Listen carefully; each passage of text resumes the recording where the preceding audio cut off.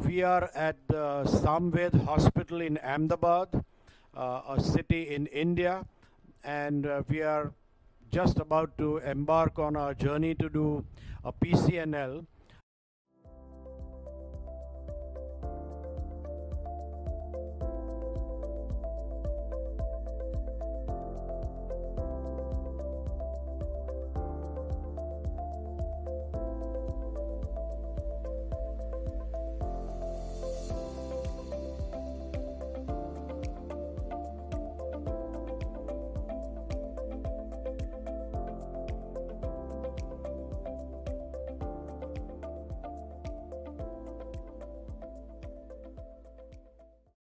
Now, let me explain to you the position of the patient.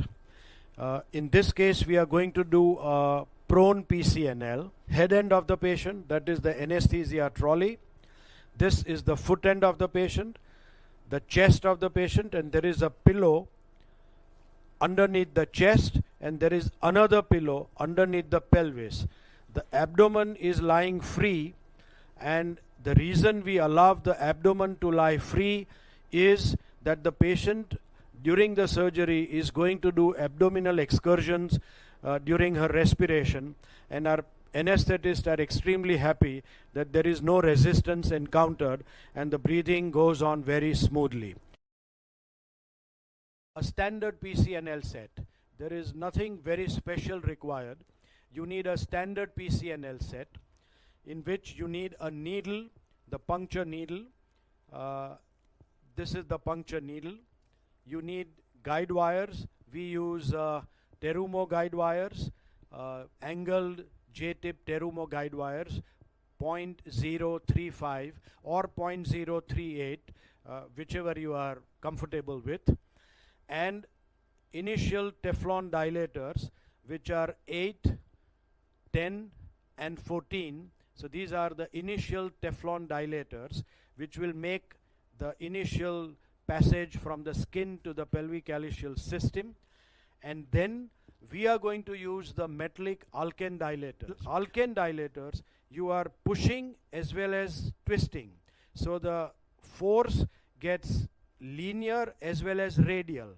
When you are pushing, it's linear. When you are rotating, it's radial. So the weak spot is not getting a sudden force. You are distributing it. That is a second advantage of the Alken dilators. It is always a good idea that when you are in the system, take a view of the system as well. Very rarely people have missed a small bladder tumor. In this case, it is the right renal stone, so the right ureteric orifice. We put Terumo guide wire inside. We don't want to mess up with the ureteric orifice. Sometimes we create a false passage, so we always pass the ureteric catheter over a guide wire, so we are absolutely sure that there is going to be no false passage and it slides very easily up the ureter. So we will pass the ureteric contrast in. We'll be able to delineate the entire pelvic calyceal.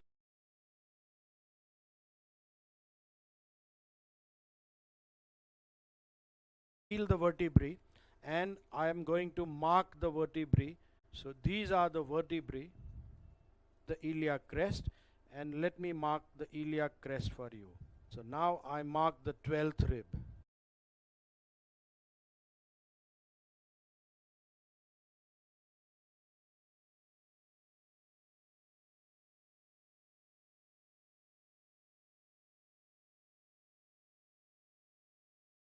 So there are people who do C-arm movements in a position or in a technique called the bullseye technique, in which this is plane 1, which is a 90 degrees cut.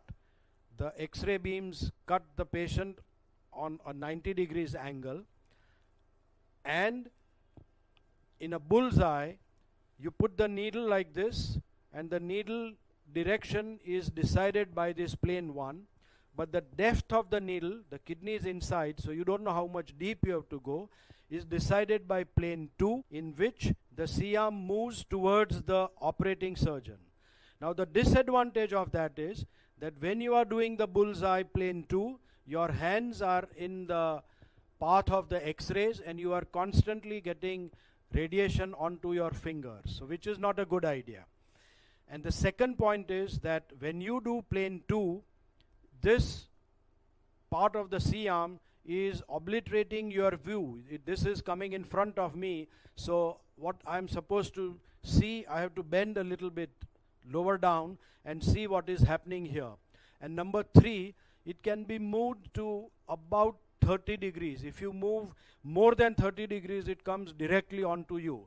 So these are some limitations of the bullseye technique, and therefore we have decided to take the C-arm in a different plane, and that is what is called the triangulation technique. So once again 0 degrees, which is plane 1. So this is plane 1, and when I do the triangulation technique, which is what we are going to show you in this case, the C-arm moves in the other direction, which is on the side of the foot end. So you can see that the C-arm has moved towards the foot end, and when I puncture, my hands are away from the path of the radiation, number 1. The tilt goes almost up till 40-45 degrees, so it's a real oblique cut, and which allows me to judge the depth of the calyx. So I'm going to follow the triangulation technique and not the bullseye technique. Now we actually start the procedure. We have done the markings. The first step is we put the needle onto the patient, no puncture. We just put the needle and take a flash. This kidney is very much in a normal position. Having done this, now we want to put the contrast in and study the pelvic calyceal anatomy. So now I'm putting the contrast in from the ureteric catheter, which was placed at the beginning of the procedure. So we put the contrast. You can see the contrast going into the pelvic calyceal system. Don't put too much of contrast. Sometimes there is extravasation, and that takes away the precision, because when the contrast is extravasated, you are lost in that extravasated contrast. We are planning to go from here. This is the end-on calyx. There is a calyx which is popping up towards the skin of the patient, towards the back of the patient. So this is going to be my entry point. Okay? So now, how do we select the puncture spot? So this is the vertebra.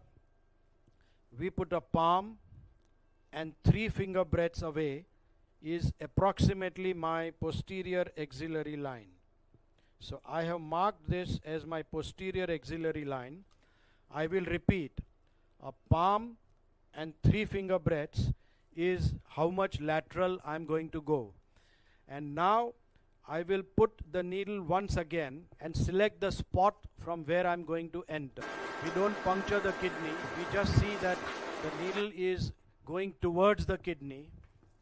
So we puncture through the decided spot, and we try to go in, and we try to go in towards the kidney. I'm not puncturing the kidney. I'm just jiggling the kidney, which gives me a reassurance that I'm very close.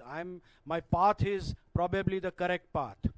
So plane 1, where I'm going to go on that end-on calyx, looks okay.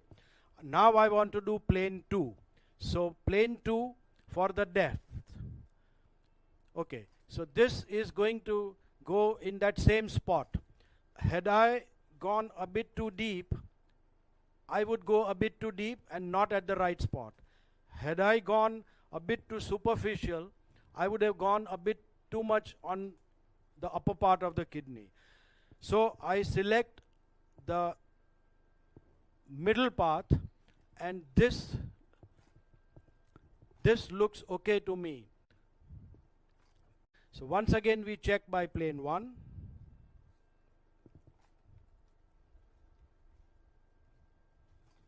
We check by plane 1. Plane 2 looks good to me, and the needle is going to hit that pre-decided spot.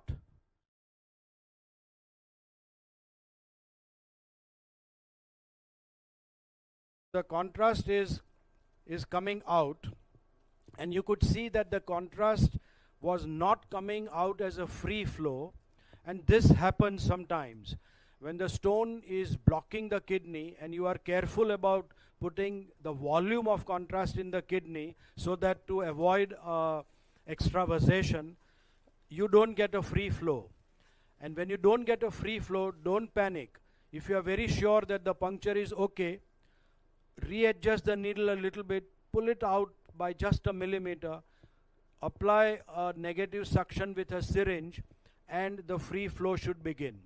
So, and there is a little bit of leak of the contrast, as you can see on the C-arm, which is a very, very reassuring sign. It tells me with confidence that you were in the system. So a little bit of leakage of contrast is something that I look forward to. It tells you for sure that you were in the system. So now that you are in the system, we will try to put the guide wire in and gradually slip the guide wire towards the pelvic calyceal system. It is coiling in the pelvis. It would have been a good idea had it gone down the ureter. That would be a very, very ideal parking. But the two stones are blocking the uretero-pelvic junction. Now he is giving me the first Teflon dilator. The first Teflon dilator is 8 French, and he is threading the Teflon dilator onto the guide wire, and I am doing the first dilation. By a gentle back and forth twisting motion, I am pushing the Teflon dilator. In between, I take a flash so that I make sure that there is no kinking of the guide wire. Terumo guide wire normally don't kink, and therefore I choose the Terumo guide wire over those green Teflon guide wires. And I have now put the Teflon guide wire all the way into the system. You can see the guide wire is curling within the pelvic calyceal system. Again, back and forth twisting motion. I have reached, the tip has reached within the kidney. In the process, I make sure that the guide wire does not slip out inadvertently. Now, having done this, I pull out the Teflon dilator, make sure that the guide wire does not come out. As we already dilated up till 14 French, and therefore does not make sense to put the first and then the second. It is already preloaded and it goes in very easily. You can see that we have reached the system inside. I need the knife to open up a little more. And now the third dilator slips over it. Make sure that he applies a little bit of saline onto it, which allows easy forward propulsive movement. No tissue should be caught between the two dilators. Sometimes a little bit of tissue is caught, and which does not allow you the dilator to progress over the previous one. You understand that quickly, and you take it out, remove the tissue, and then go back again. So these are small little points which you will learn by and by. So you can see that I'm pushing as well as twisting. So the pressure is linear as well as radial.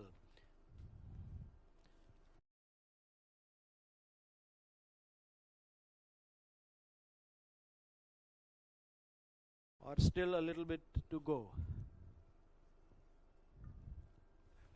And now we put the Amplatz dilator over the system.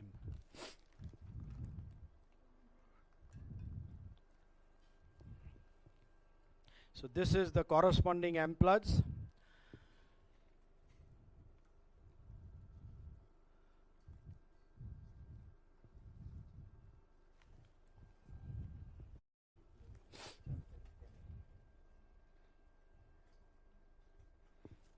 So we are in the system, and we'll keep the guide wire in.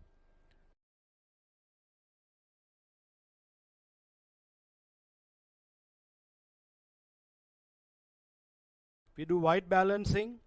We are all set. Now we go in. 11:20 in the morning.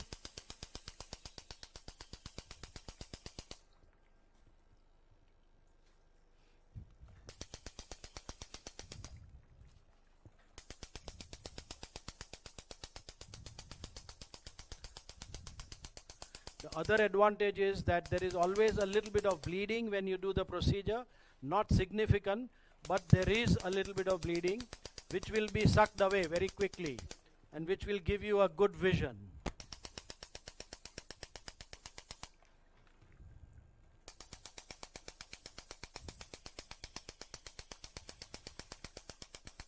See how quickly the fragments are disintegrated and pulled out. The coarse disintegration is done by the ballistic energy and the fine disintegration is done by the ultrasonic energy. Is ideal by changing the settings. I don't want to try and extract something more. Let's pull out these small fragments as well.